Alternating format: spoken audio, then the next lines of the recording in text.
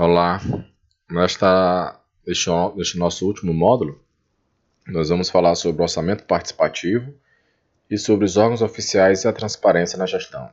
Bom, sobre o orçamento participativo, o livro ele traz um exemplo, que é o caso da cidade de Porto Alegre, onde ele fala que a prefeitura organiza 2 rodadas de assembleia com a população, onde todo mundo pode participar de forma individual, coletiva, através de alguma representação, de alguma comunidade, mas todo mundo pode participar, onde essas assembleias elas são regionais ou temáticas, voltadas para a cultura, para transporte, saúde, assistência, saneamento ou outros, onde nesse momento de discussão, de participação da população, é feito o levantamento das prioridades regionais ou temáticas e são escolhidos os delegados para o Conselho do Orçamento Participativo, onde esses delegados, a partir de então, eles serão os intermediários entre o Conselho do Orçamento Participativo e os cidadãos, individualmente ou como membros das organizações comunitárias e temáticas. Então, o governo ele trabalha, no caso da cidade de Porto Alegre, com essa interação onde a população aponta as necessidades para o orçamento, daí a questão do orçamento participativo, numa tentativa de inserir a população nessa discussão. E aí ele coloca que entre a primeira e a segunda rodada de assembleias, de março a junho, ocorrem as reuniões intermediárias, em que são hierarquizadas as prioridades setoriais, as prioridades do orçamento, que realmente vai ser prioritário, através da atribuição de notas, e eles trabalham com alguns aspectos mais relevantes, voltados dentro desse orçamento participativo. O livro ele destaca os aspectos mais relevantes. Ele fala da democratização do processo decisório, que é o exemplo lá da cidade de Porto Alegre, porque a outra questão que isso coloca é a inversão das prioridades das políticas públicas, colocando por intermédio do sistema de notas os bairros mais carentes como as de atendimento prioritário. Então há uma inversão nesse sentido de realmente se priorizar aqueles mais necessitados. E o aspecto relevante do orçamento participativo que o livro coloca é a função pedagógica em relação à democracia participativa, justamente por ter uma maior participação da população, onde ele destaca que a participação cresce à medida que se desenvolve, seus resultados aparecem e a população passa a acreditar na sua efetividade. Então, a partir do momento que esse orçamento realmente ele é participativo de fato, as pessoas realmente se envolvem, isso gera uma maior crença de que o orçamento participativo ele pode realmente trazer bons resultados para a comunidade. E o livro ele fala do conceito de instituições participativas, onde ele diz que a primeira forma de participação é denominada de desenho participativo, que vem de baixo para cima, porque vem a participação da população, onde a população ela define as prioridades, participa da eleição dos delegados, dos conselheiros. A outra forma de participação é a partilha de poder, onde os conselhos, as instituições em que atores estatais e atores da sociedade civil participam simultaneamente. E a terceira forma é o processo de ratificação pública, onde a sociedade não participa do processo decisório, mas é chamada a ratificá-lo. É o caso do plano diretor municipal, onde a população ainda tem essa possibilidade de ratificação desse orçamento. O fato é que o sucesso dos processos participativos eles estão relacionados ao modo como se articulam com a organização da sociedade civil e a vontade política dos governantes. Então, é a vontade do governante atrelado ou não, relacionado diretamente ou não à vontade da população. E não se pode deixar de observar a vulnerabilidade desse modelo em decorrência da vontade do dirigente do gestor municipal. É justamente essa relação que nós falamos entre os interesses da população e os interesses do gestor público municipal. Será que esses interesses eles convergem para um objetivo maior, que é o benefício da própria população em si, ou será que eles convergem para interesses particulares? Então isso tem que ser levado em consideração para uma efetivação do orçamento participativo. E aí tem que se observar, como se coloca aqui, que a motivação dos prefeitos, às vezes, é bem diversa da que presidiu as experiências originais. Onde o livro ressalta que cálculos eleitorais e outras razões pragmáticas podem trazer uma desilusão entre os cidadãos e os formuladores de políticas públicas.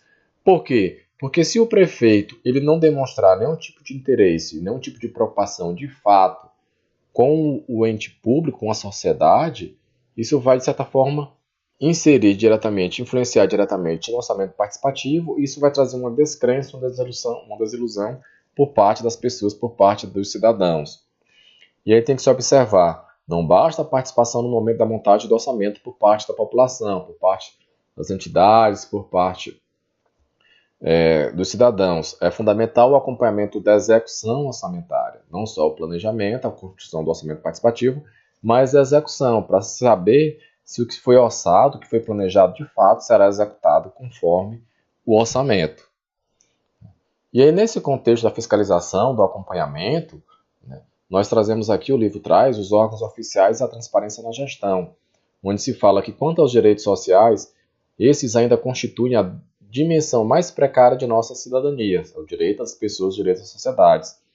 Uma forma de trabalhar ou se discutir, de se combater essa desigualdade ou essa carência, essa precariedade dos direitos dos cidadãos, o livro ele traz aqui primeiramente o Ministério Público enquanto defensor da sociedade, que é um órgão com novas funções, onde amplia a sua importância no Brasil democrático. O Ministério Público é um órgão que teve essa função ampliada através da Constituição de 1988, onde o Ministério Público tem a tarefa de fiscalizar o cumprimento da lei em defesa da população. E para isso, o Ministério Público, que é como considerado o advogado, o defensor da sociedade, ele adquiriu uma autonomia administrativa e funcional frente ao Poder Executivo, justamente para que ele não sofra influência no seu poder de advogar pela sociedade, de defender a sociedade, não tenha influência de terceiros, de entes públicos, de agentes públicos, mas que ele tenha essa autonomia para, de fato, defender a sociedade de forma isonônima, sem influência de terceiros. E o outro órgão que se coloca, além do Ministério Público, é o Tribunal de Contas, que preza pela transparência na gestão financeira. Então, o Tribunal de Contas ele tem a finalidade de fiscalizar a atividade financeira da administração pública, competindo a ele apreciar a inconstitucionalidade das leis e dos atos públicos praticados pelos gestores públicos.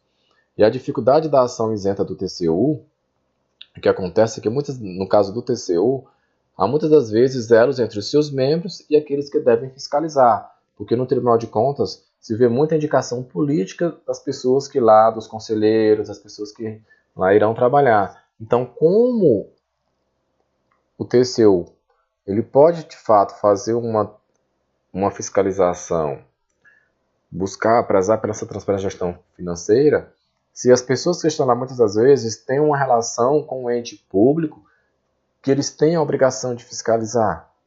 Então, tem toda essa questão envolvida diretamente quando se fala do Tribunal de Contas da União. Mas o questionamento que se tem é como se dará, de acordo com a Constituição, o controle externo à administração pública no caso dos municípios.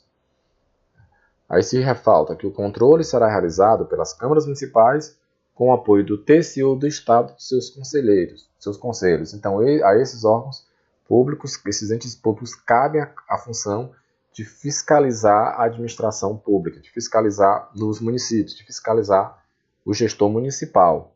E além do TCU, ligado ao Poder Executivo, também a Controladoria Geral da União, tem se empenhado na conquista de uma gestão transparente.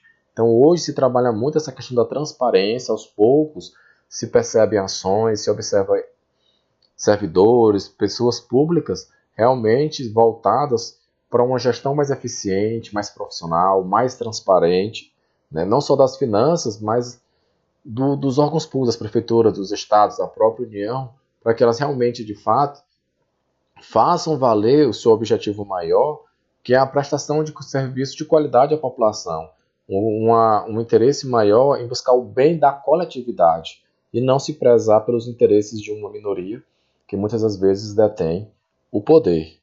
Então nós vemos muito essa presença de âorgãos, de pessoas que realmente acreditam, que realmente querem uma gestão pública mais eficiente, tanto no âmbito federal como no âmbito estadual, e no caso aqui, foco do nosso estudo, da nossa disciplina, no âmbito municipal também. Então, nós deixamos aqui para vocês esse pensamento que é trazido no livro, que diz que a democracia apenas se constrói como resultante dos avanços e recuos da sociedade, que rompe a cada dia com o passado autoritário, na medida em que permanece atento e vigilante. Vou repetir.